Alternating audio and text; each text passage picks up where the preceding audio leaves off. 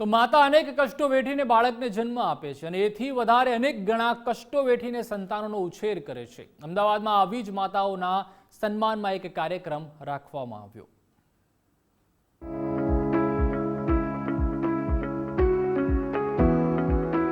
ગૃહિણીથી લઈને મેકઅપ આર્ટિસ્ટની સફરમાં માતાઓ અવ્વલ રહી છે.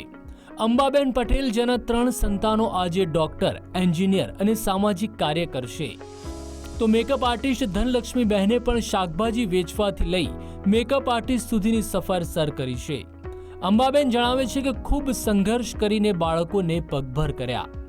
મારી ઉંમર 39 વર્ષની હતી અને એ પછી 45 વર્ષના ભાઈ હતા.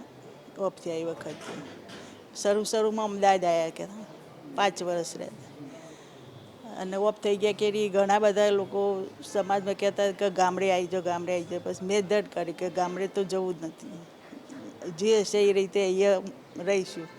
એ રીતે પછી હું અમુક કામે હું કરતી, સીવણ ક્લાસ કરતી, થોડું ઘણું આઘું પાછું કરીને પણ એક નિશ્ચય કર્યો કે બાળકો નહીં ભણાવવાના, નહીં રહેવાનું. અમદાવાદમાં પોતાનું ઘર હતું. એ રીતે 3 બાળકો, એક મોટો બાબો ડૉક્ટર અને નાનો બાબો એન્જિનિયર અને બેબી સામાજિક કામકાજ કરવાનો છે. અંબાબેન પટેલના 3 સંતાનોમાં એક ડોક્ટર, બીજો એન્જિનિયર અને દીકરી સામાજિક કાર્યકર બનીને સમાજમાં જવાબદારી અદા કરી રહ્યા છે. દીકરીએ પણ જણાવ્યું કે માતાના સંઘર્ષનું ઋણ ક્યારેય નહીં ઉતારી શકે. કે માતાઓ છે ને ક્રેડિટ નથી લઈ શકતી. લાઈક મારી મમ્મીને એવું લાગે કે અમે લોકો મોટા થયા અને અમે બધું કરી લીધું, પણ હું સાક્ષી છું એની.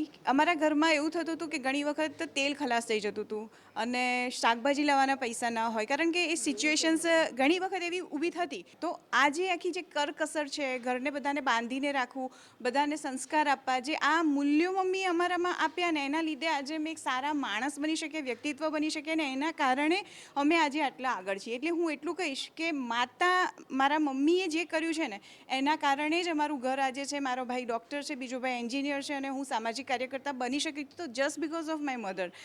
એવી જ રીતે મેકઅપ આર્ટિસ્ટ ધનલક્ષ્મીબેન ત્રિવેદીની જિંદગી પણ અનેક સંઘર્ષોથી ભરેલી છે. તેમણે પોતાના સંતાનોને માટે અનેક સંઘર્ષો કર્યા છે. કે નાનપણથી જ્યાં હું જન્મી ત્યાં મા બાપ પણ એટલા જ ગરીબ હતા કે 1 ટકનું ખાવાનું હોય તો અમારે બહુ જ વિચારીને મમ્મી એક ટાંક રોટલી બનાવતી અને અમને તેલ અને મીઠું અંદર લગાવીને આપતી, અને સાંજે બટેકા બાફીને એની ઉપર મરચું મીઠું, એટલે અમને રોટલીને શાક ભેગું ખાવું હોય તો ખૂબ વિચાર કરવો પડતો હતો. ત્યારે હું દીકરાને લઈને એકલી ઘરની બહાર નીકળી હતી ત્યારે મારો દીકરો 6 વર્ષનો હતો અને હું સુસાઇડ કરવા જતી હતી.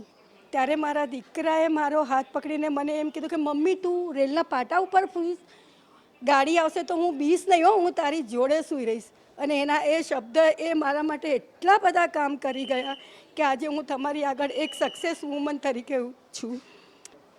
હું કહીશ કે મા બાપ દીકરાને દીકરીઓનો હાથ પકડે છે. મારામાં મારા દીકરાએ મારો હાથ પકડ્યો છે અને મારી સફર પૂરી કરી છે. અને મહાદેવનું બીજું રૂપ છે મારો દીકરો, અને મીડિયાએ જે સાથ આપ્યો છે એના માટે ધન્યવાદ. માતા માટે કરીએ છીએ પણ પુરુષ માટે કેમ નહીં? કારણ કે પુરુષનો બી ભાગ અગત્યનો છે.